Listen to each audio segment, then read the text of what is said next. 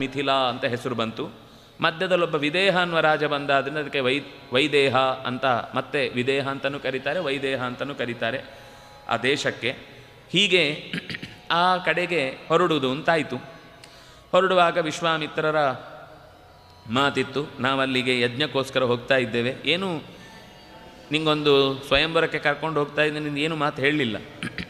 ಅಲ್ಲೊಂದು ವಿಶೇಷವಾದ ಯಜ್ಞದಲ್ಲಿ ನಮಗೆ ಜ್ಞಾನಿಗಳೆಲ್ಲ ಸಿಗ್ತಾರೆ, ಋತ್ವಿಜರೆಲ್ಲ ಸಿಗ್ತಾರೆ, ಹೋಗಿ ಮಾತಾಡಿಸಿಕೊಂಡು ಬರೋಣ ಅಂತ ಹೀಗೆ ಹೇಳಿದ್ರಿಂದಾಗಿ ಒಪ್ಪಿಕೊಂಡು ಅಲ್ಲಿಂದ ಮಿಥಿಲಾ ಪಟ್ಟಣಕ್ಕೆ ಬಂದಿದ್ದಾರೆ. ಬರುವ ದಾರಿಯಲ್ಲಿ ಊರ ಹೊರಜನರೇ, ಗಂಡಸರು ಹೆಂಗಸರು ಮಕ್ಕಳು ವೃದ್ಧರು ಎಲ್ಲರೂ ಈ ಚೆಲುವಿನ ಮೂರ್ತಿಯನ್ನು ಕಂಡು ಆಶ್ಚರ್ಯಚಕಿತರಾಗಿದ್ದಾರೆ.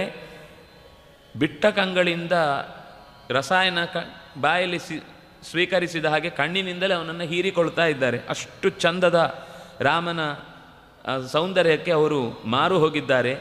ಇಬ್ಬರ ಕೈಯಲ್ಲೂ ಆಯುಧ ಇತ್ತು, ಜೊತೆಗೆ ಗುರುಗಳು ಮಧ್ಯದಲ್ಲಿದ್ದಾರೆ. ಇದು ನೋಡಿ ಅವರಿಗೆ ಇನ್ನೂ ಬಹಳ ಆನಂದ ಆಗೋಯಿತು. ಆನಂದ ಆಗಿ ಅದು ಹೇಗೆ ಅಂದರೆ ಕಾಕಪಕ್ಷ ಧರವು, ಎರಡು ಕೂದಲುಗಳನ್ನು ಬೈತಲೆ ತೆಗೆದ ಹಾಗೆ ಮಧ್ಯಕ್ಕೆ ಹೀಗೆ ಇಳಿಬಿಟ್ಟು ಕಟ್ಟಿಕೊಂಡಂತಹ ಕಾಡಿನ ಬಳ್ಳಿಗಳಿಂದ ಎಲೆಗಳಿಂದ ಕೂಡಿದಂತಹ ಹೂಗಳಿಂದ ಕೂಡಿದಂತಹ ಕಿರೀಟವನ್ನು ಕಂಡು ಎಲ್ಲರೂ ಆಶ್ಚರ್ಯಪಟ್ಟಿದ್ದಾರೆ. ಭೂಷಯಂತಮಿವ ದೇಶಂ, ನಮ್ಮ ದೇಶಕ್ಕೆ ಏನೋ ಒಂದು ಆಭರಣವನ್ನು ತೊಡಿಸಿದ ಹಾಗೆ ಇವರು ಕಾಣ್ತಾ ಇದ್ದಾರೆ ಅಂತ ಬಹಳ ಪ್ರೀತಿಯಿಂದ ರಾಜನಿಗೆ ಹೋಗಿ ವಿಷಯ ಹೇಳಿದ್ದಾರೆ. ತಾವೇ ದಾರಿಯಲ್ಲಿ ಅವರನ್ನು ಸ್ವಾಗತಿಸ್ತಾ ಕರ್ಕೊಂಡು ಬರ್ತಾ ಇದ್ದಾರೆ.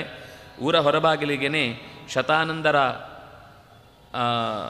ಸಾರಥ್ಯದಲ್ಲಿ, ಅಂದರೆ ಅವರೇ ಮನೆಯ ಕುಲಪುರೋಹಿತರು ಜನಕನ ಮನೆಗೆ, ಅವರು ಮುಂದೆಯಿಂದ ನಿಂತು ಪಾದ ತೊಳೆಯುವುದಕ್ಕೆ ಬೇಕಾದ ಎಲ್ಲ ವ್ಯವಸ್ಥೆ ಮಾಡಿದ್ದಾರೆ.